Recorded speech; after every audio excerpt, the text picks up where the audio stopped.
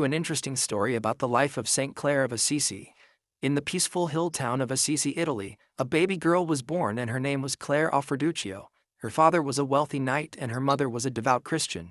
From a young age, she showed a unique tenderness and love for the poor. Though she was raised in luxury, she avoided rich life and worldly pleasures. It was even said that she would secretly set aside food from her meals and give it to beggars at the city gates. Around this time, St. Francis of Assisi became well known in her town for preaching and living a life of poverty and devotion to God. His message really captivated St. Clare and she wanted to follow him. On the night of Palm Sunday in 1212, when she was just 18 years old, she ran away from her home to meet St. Francis of Assisi, who was in another town.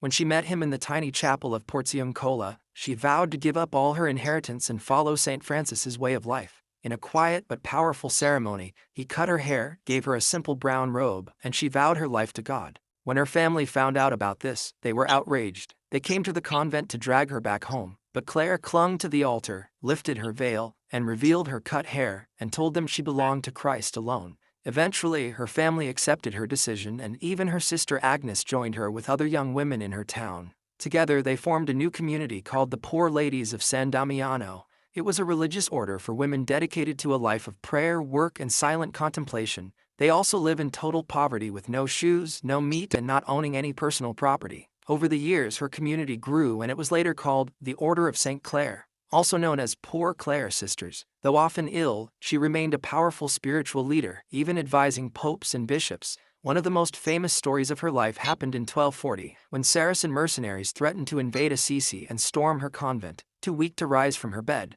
Clare asked to be carried to the door. Holding the Blessed Sacrament high in the air, she prayed for protection.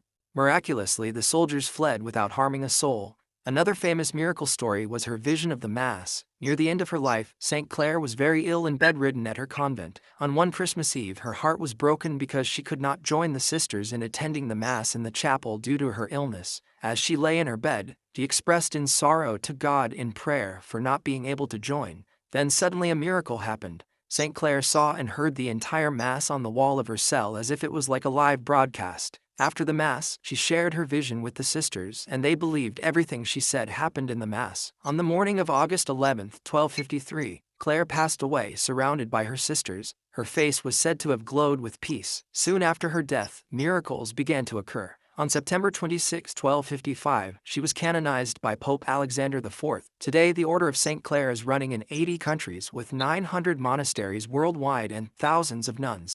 Her feast day is celebrated every 11th of August.